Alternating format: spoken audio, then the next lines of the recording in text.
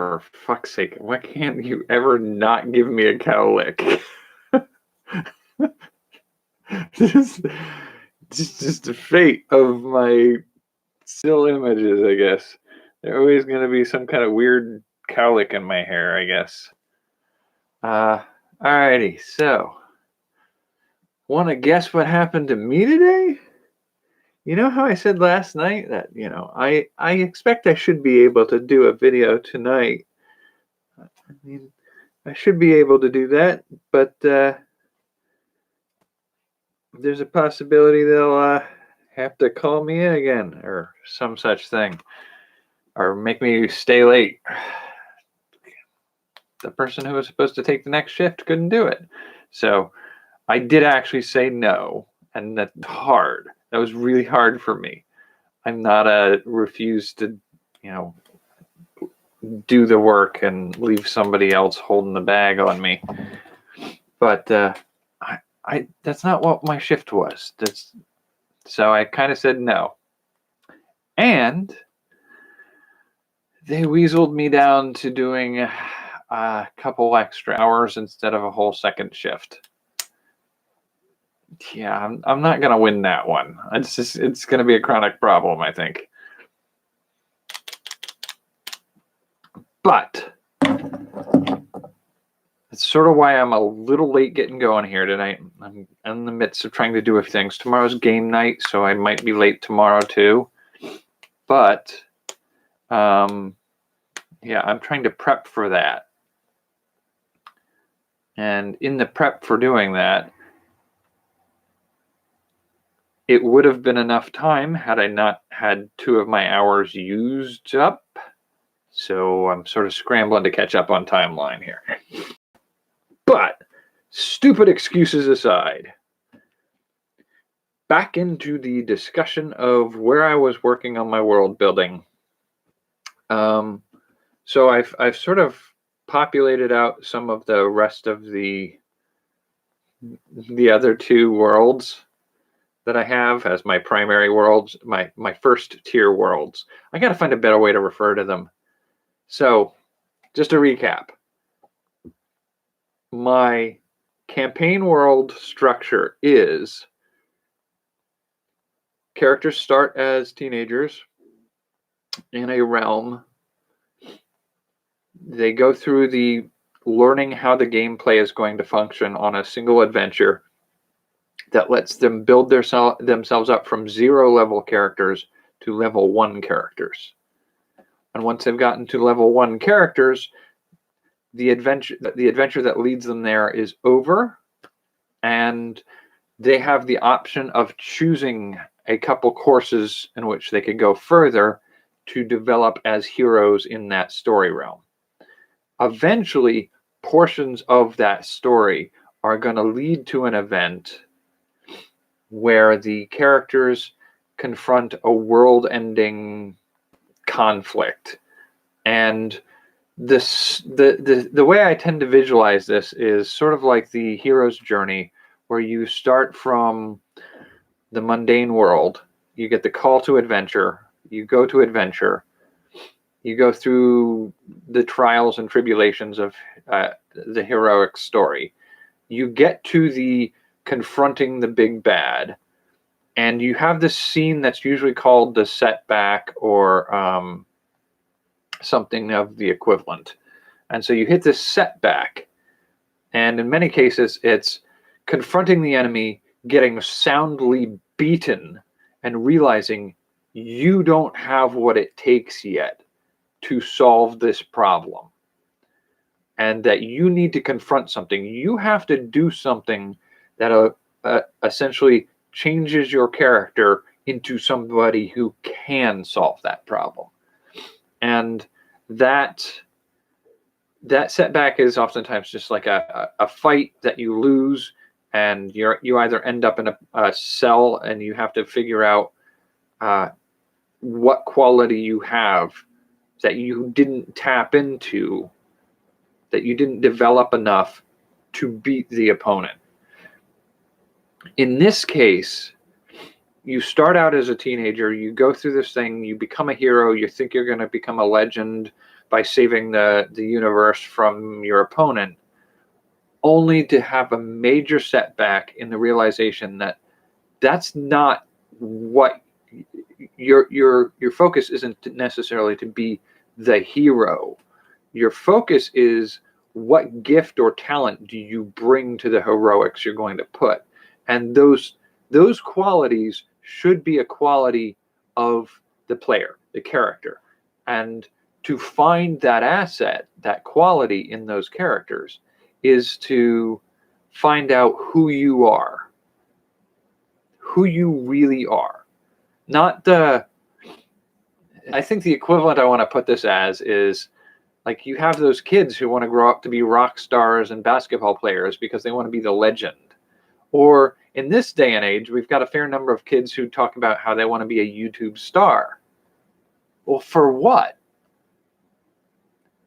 You know, you want to be a basketball star. You want to be a rock star. You want to be a social media star. For what?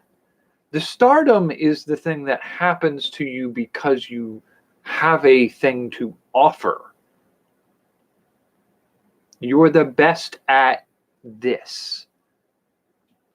The best at this. Not you're just a star. It's not a goal to be a star.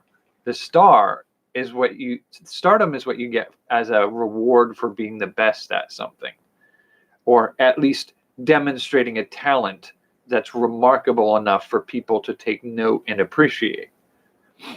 And so that should be the focus of who you are trying to develop as your character. So you go through this and you're an adventurer. You're the best bard, you're the best barbarian, you're the best wizard, whatever you're at. You think you're just, I'm a wizarding star.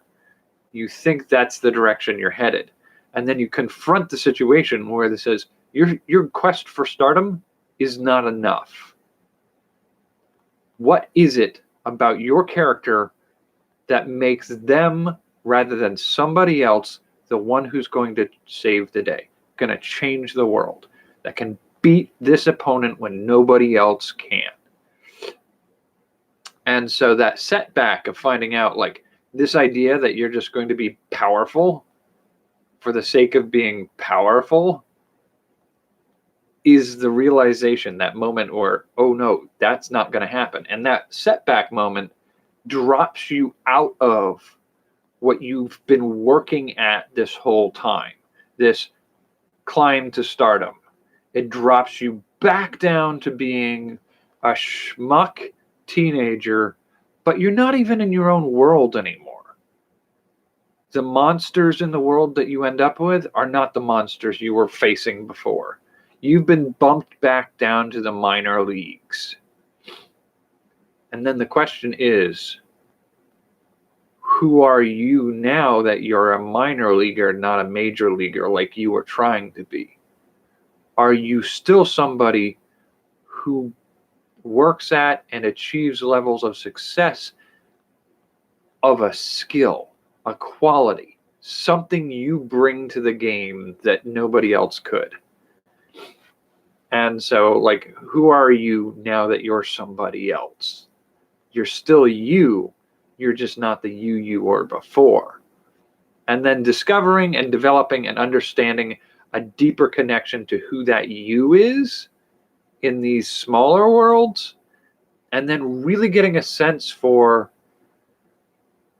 how that perseveres, that perseverance of self-identity from one setting to another, from one body to another, getting you to the point where now when you come back up onto the main battlefield, you choose who you are and you settle into the sense of what you offer to the attempt to defeat this villain. That's sort of where I'm trying to go with this game. I've never really tried to phrase it out quite that same way, but that's sort of what I'm trying to achieve here.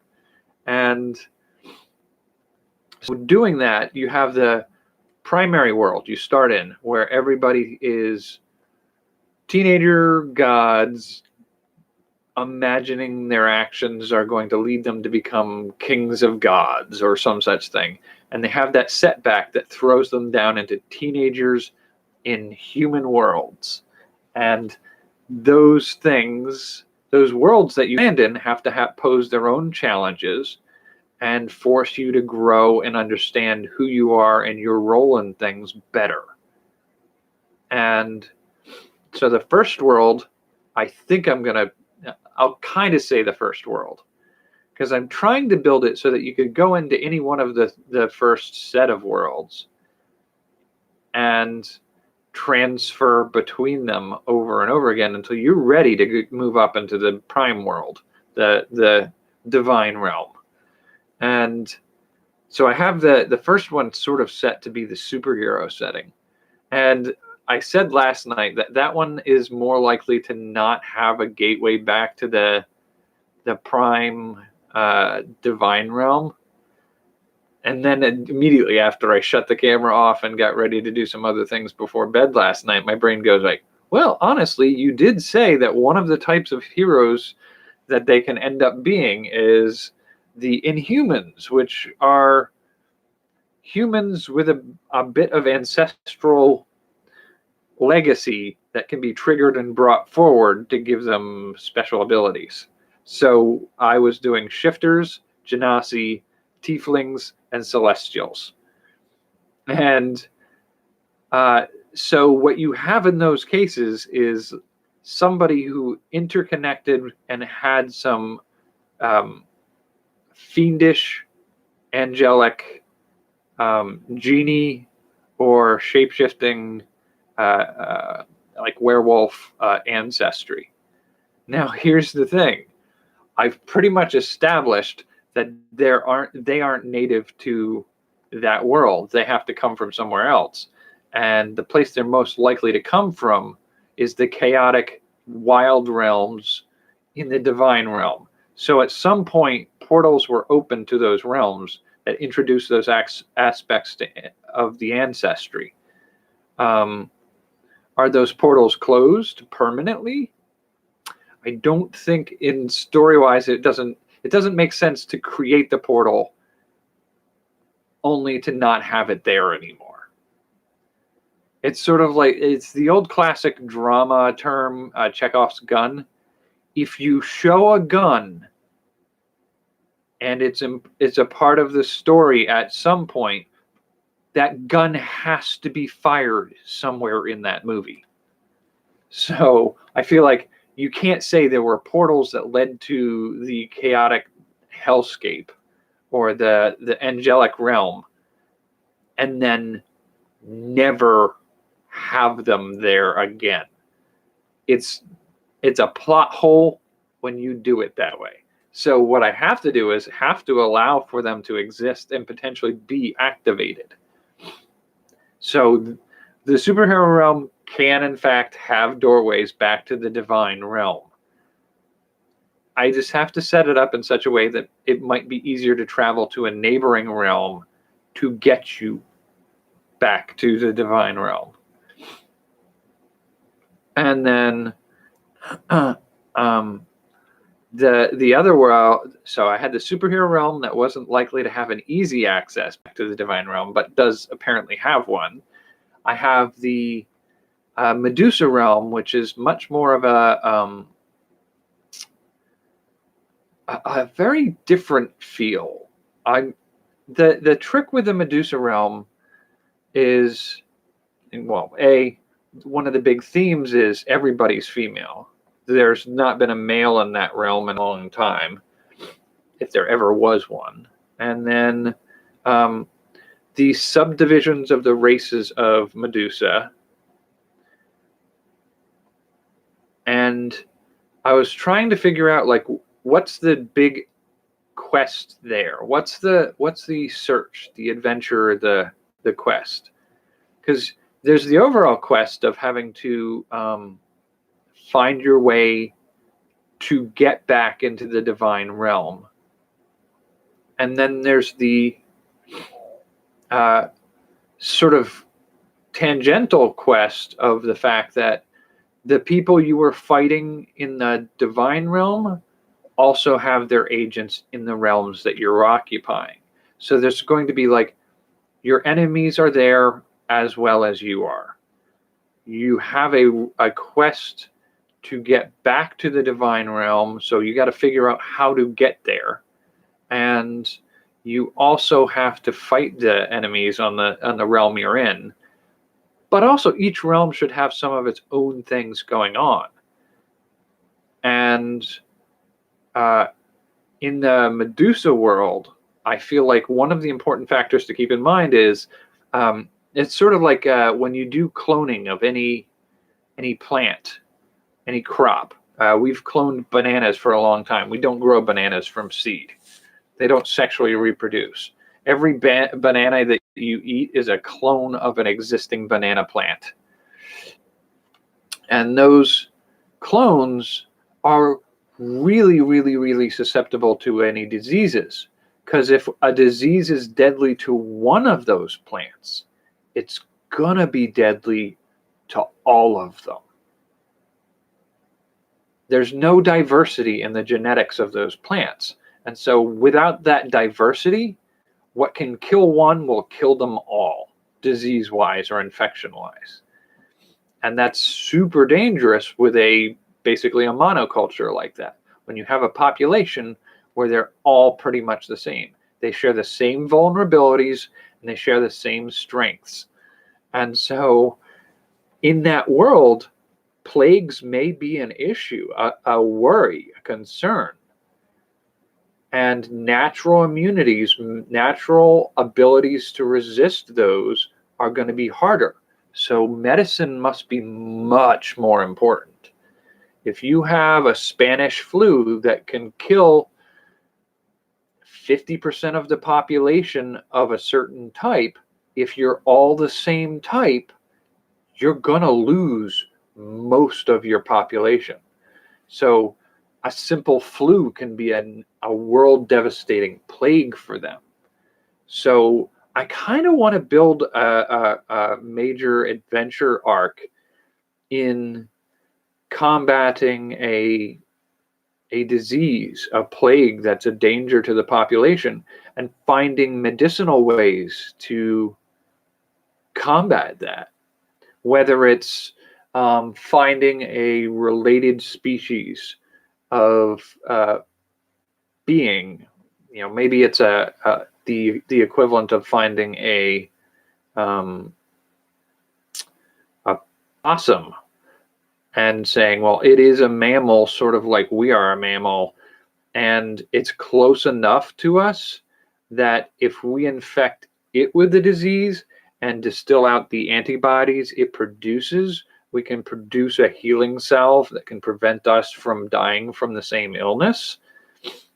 So like it's sort of a medical pandemic quest.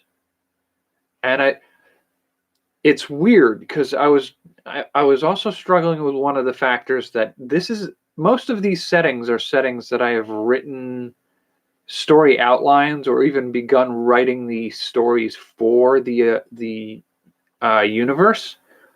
So I was writing these before I even thought about making them a playable realm in a tabletop game.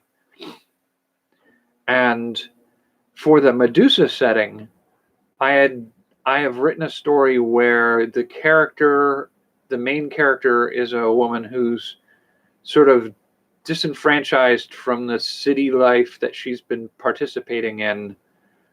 And after the breakup of a major relationship in her life, she has to go out on a quest just to get away from her world, to see if she can find somewhere else where she feels like she could belong.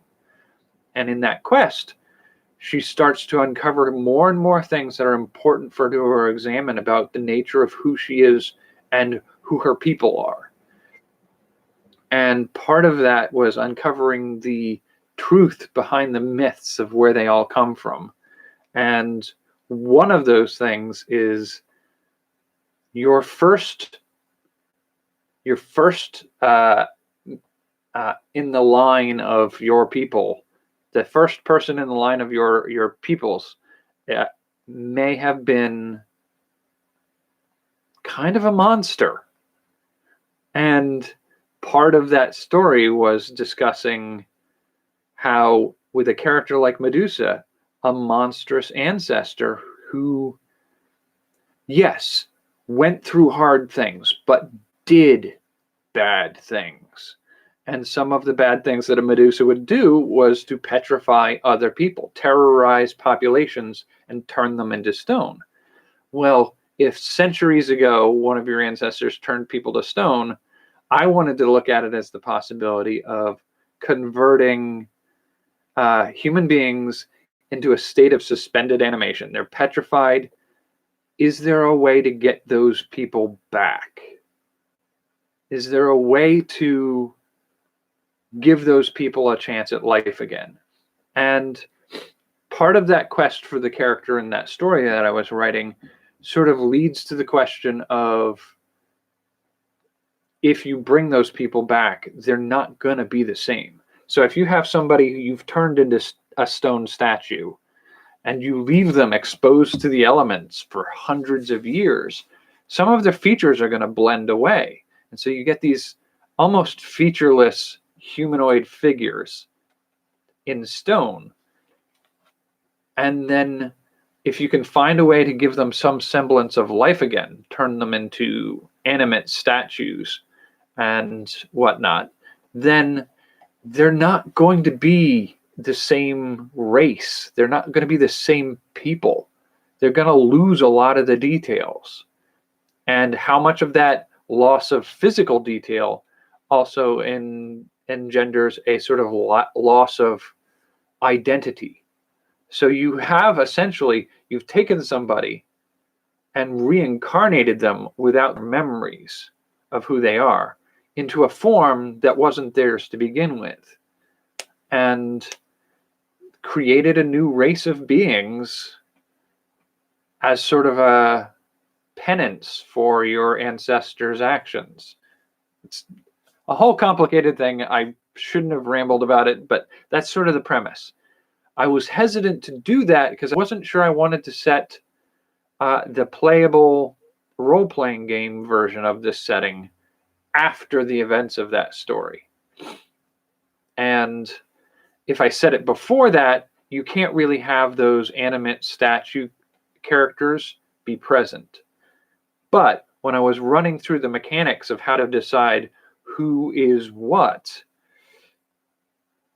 I sort of landed on the fact that if I'm just making the character ability distribution similar to what I'm doing in all the other settings, then the characters are likely to be the little folk. So like the hobbits, the dwarves, the gnomes as one group. And they have one set of abilities that make them slightly distinct from others. And I base that off of some of the actual mythology of a tribe in Africa who have a belief about people who have blacksmithing skills. They're believed to be able to curse by looking at people. And that I thought made the most sense. So hexing and cursing when with their Medusa abilities, essentially. And then the Medusa would be petrifying. And then there is a sort of a concept of the Medusa's hair having a poisonous bite as well. So I sort of debated whether or not I wanted to make one have just the ability to be poisonous rather than petrify. And then I had one set up to be sort of mystical, magical, where their gaze is sort of like that hypnosis, where you can lose time, you can forget what's going on, you can be completely charmed. And that's another thing you see a lot of. I don't remember where the idea came from. It may be Just So Tales or the Jungle Book or whatever, but the idea of a snake being able to stare you in the eyes, I do think it has to do with like snakes staring at their prey and hypnotizing them and then striking. It's an old myth. It's not even remotely believable if you really think about it. But we used to have this sort of folk belief in certain regions of the world that snakes can hypnotize. And I thought, like, yes, why not have a race whose gaze ability is to hypnotize and paralyze you with hypnosis, and change what you see and confuse you and whatnot. And so we have the hexing, illusion, poisoning, petrifying. That's 4. And the way I've sort of structured most of these is there are 5 categories for each. Now I'm still debating, because I'm not sure whether or not I might be able to just bring it down to 4, because 20 breaks down into sets of 4 as well as it does in sets of 5. But if I'm setting it after the story of my characters, then the stone-skinned, featureless, reborn characters, they have a equivalent in some of the role-playing games that exist out there, the ability to make a construct, an artificial human being or an artificial humanoid that is alive and is a playable character, exists in Dungeons and Dragons. So it's entirely possible to make that the case for these people as well. Just take some of those stats and work them that way.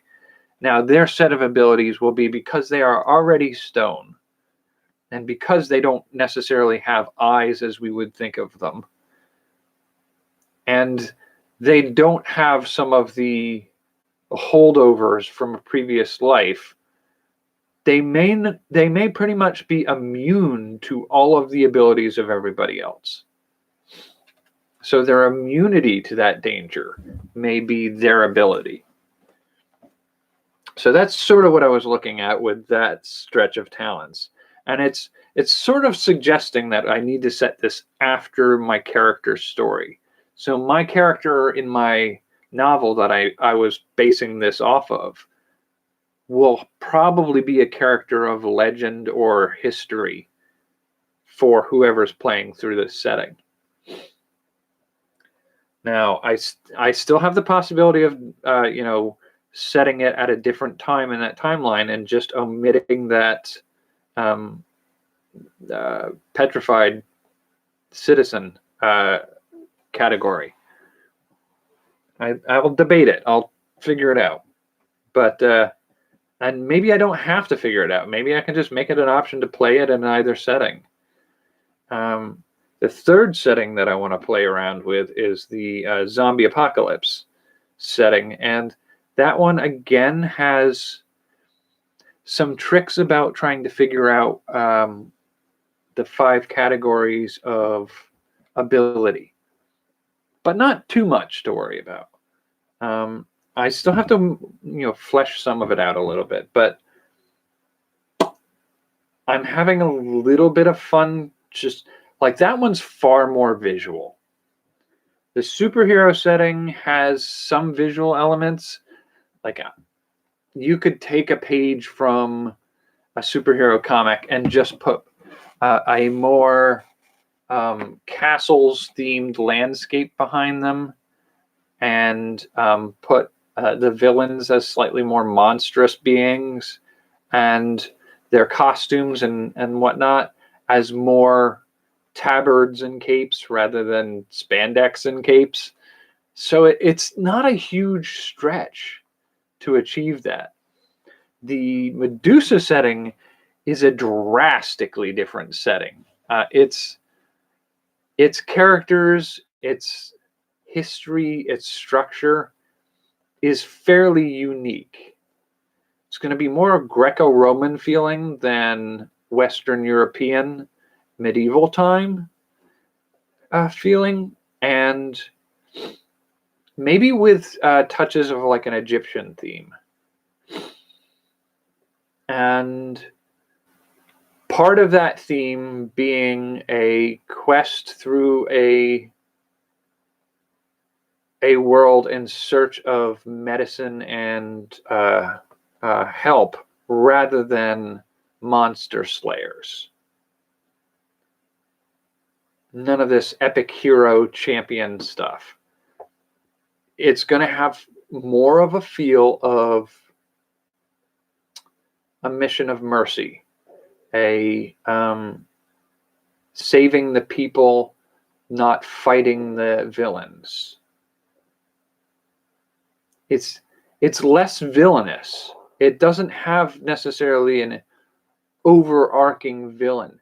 The thing to defeat isn't a person, although there will be aspects of that setting where there will be people that are at cross purposes with you, but it'll be clear that that's groupthink motivated. It's going to be populations that are clashes of culture, clashes of values, but not ever really those three-tone comic book villains who are there to threaten the world into acknowledging them as superior. That's not really the theme of that setting. Like the superhero setting, yeah, you can have mad scientists bent on showing the world that they were not appreciated the way they think they should have been. You're going to have powered people battling in the streets on occasion to stop a doomsday scenario. You're going to have a villainous person whose goal is to conquer and control. It's very superhero. That's the theme. But the Medusa setting is less about that. You will certainly have some populations who they feel it's their given right to have some control over a territory. This is our space, and these are our rules and our laws, and while you're in our space, you will abide by our rules. Yeah, that's totally doable, but it's not going to be anybody sitting there going like, no, I am going to conquer these people. It's not like a conquer-hungry population there.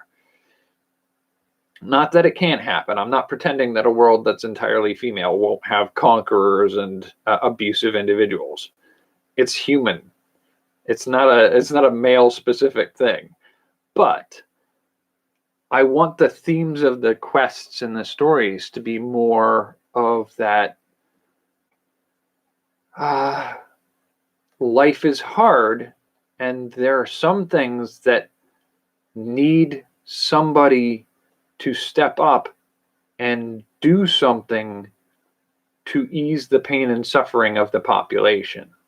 That's sort of more of the interest in that setting. And it's funny because the next setting is a little more dystopian. The Medusa setting is a little bit more about saving the world from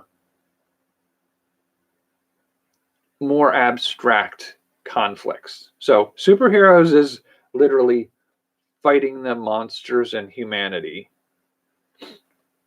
The Medusa setting is a little bit more of saving the innocence in humanity. And the zombie apocalypse is humanity may not be worth saving. It's sort of the classic trope of the zombie apocalypse where the zombies are sort of a monster, but the worst thing about the world that's fallen into dystopia in a zombie apocalypse is almost always the people. People become horrible human beings. And so it's an interesting juxtaposition of worldviews, and challenging the players and the characters in each of those settings gives a sense of learning who you are by basically squishing you through that gauntlet, pressing you through that story setting to find out, like, okay, who are you really? You know, in one setting you're a wizard, in another setting you're a barbarian, and in another setting maybe you're a thief. Those are the different roles that you have in each of those settings. But the core of who you are, what you're like despite those trappings in each world, where the rules in each world are different, your life in each world is different, your circumstances, challenges, and risks in each of those worlds is different. But you are still you. And who is that you? I think that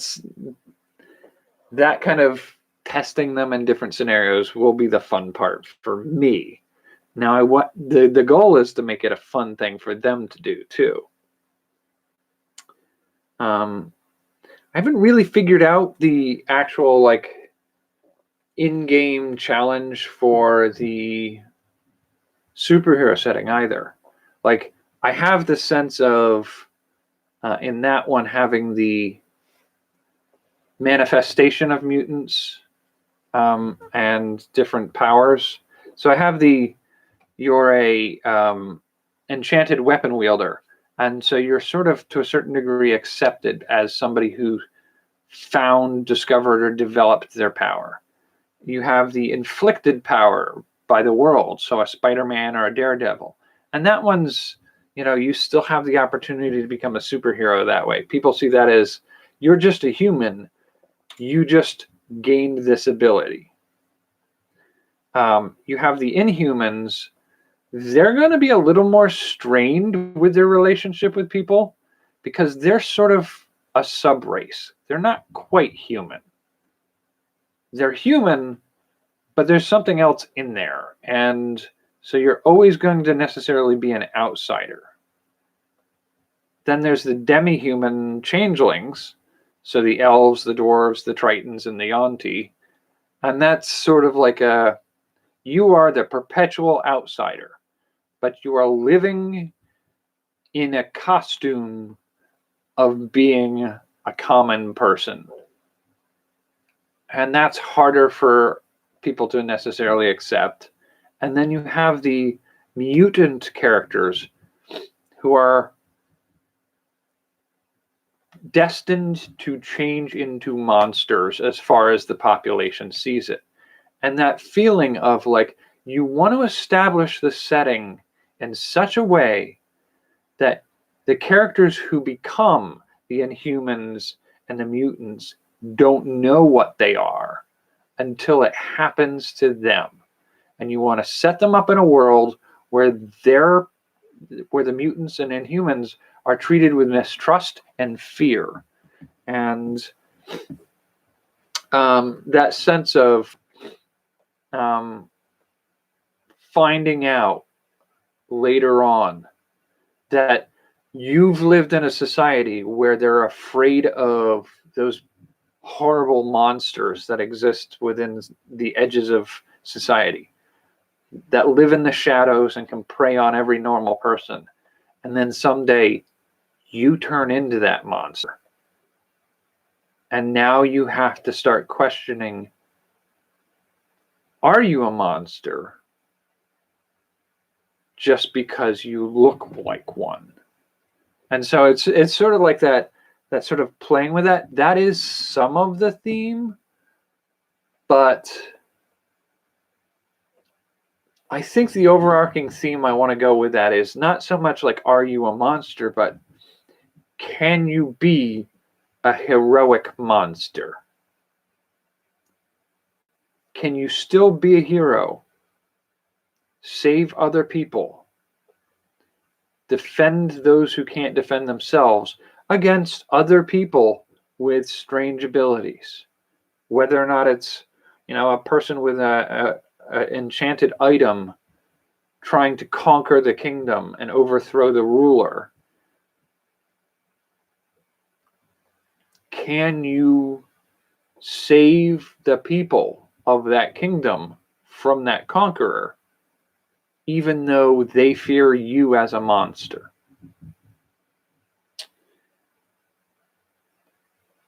And play with that a little bit and I think that's the overall theme of what I want to pull there.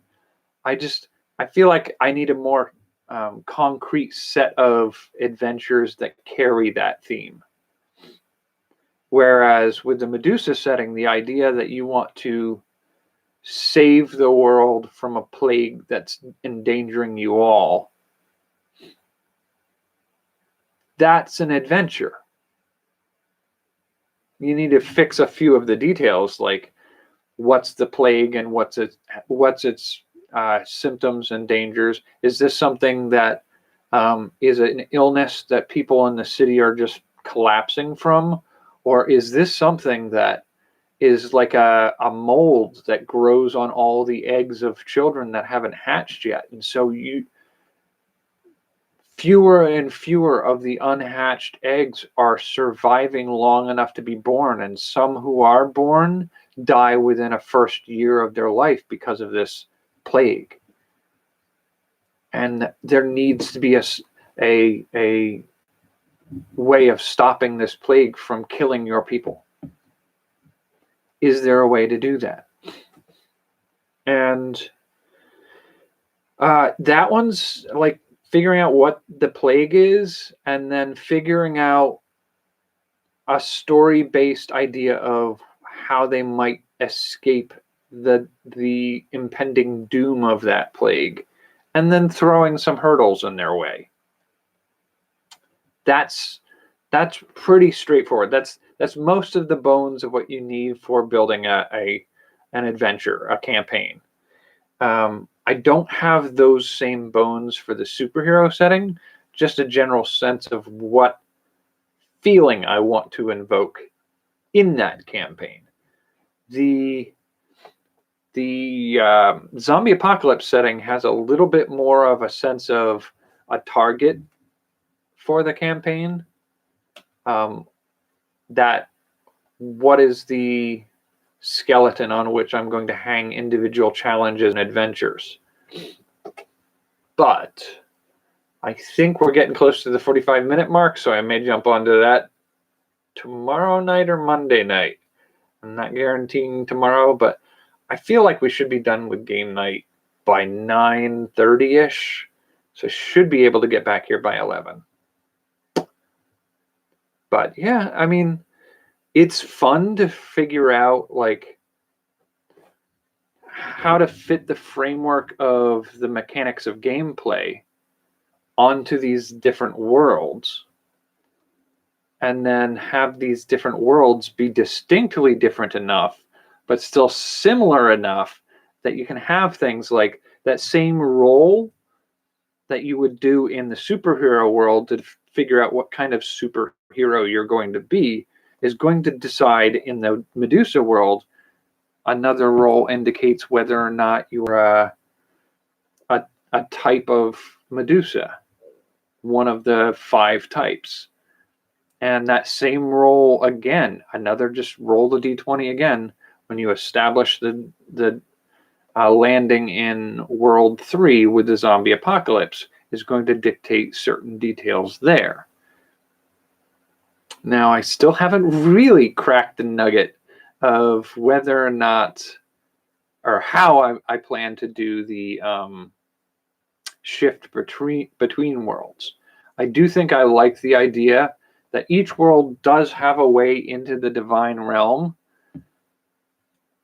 but the quest or challenge one has to overcome in order to activate that pathway may be more difficult than they can achieve. And so it may be easier to try from a different location. I like that idea. And then I've got to figure out what the methodology of transferring over to another realm would be. Because I do think, as much as I talked about last night, wanting the characters necessarily to be shifting from one type of character to another type of character, I want that to be the main campaign.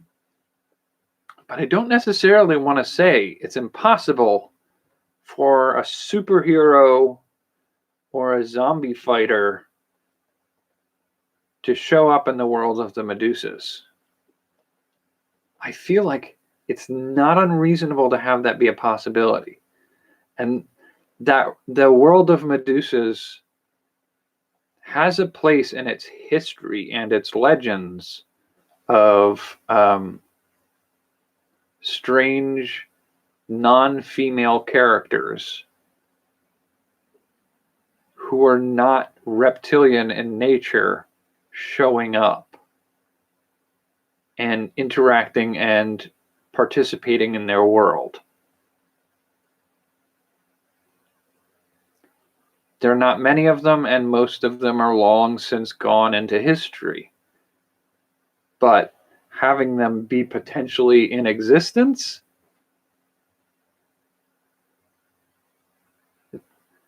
I don't want to rule out the possibility of that happening again. But I want it to be much easier to sort of reincarnate into other universes without necessarily having to die.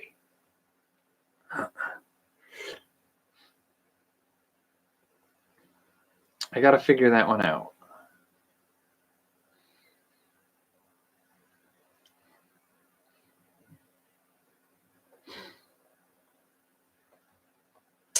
That's the tricky part. And we are at 45 minutes, or past 45 minutes. So I'm going to call it here tonight, and I will try to brainstorm up some options for where to go from here. I've also got to do some cooking and prepping of stuff for tomorrow, but I might do a private recorded analysis of some of my foods, because I've been doing that. You may see sometimes that I'm on here and I'm recording a video, but nothing goes up, and that's because I've got them set to private. There are things I want to include and embed in videos later, and most of them are taste test based. I'm trying to build up a stockpile of materials for my daytime edited video structure. And I figured there's no point in like not doing anything until I'm ready to do everything at once. I can do them pieces at a time and then put the pieces together later. So I'm building pieces is what I'm saying. Which seems to be a lot of what I'm doing lately. Building pieces of a multiverse, building pieces of recipes, building pieces of videos, doing piecework. All right, so I'm calling it here tonight. Thanks for joining me.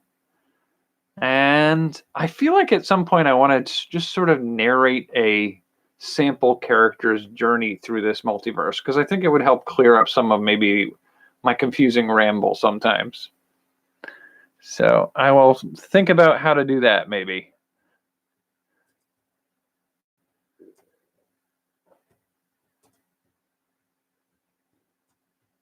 So have a good night and take care of yourself.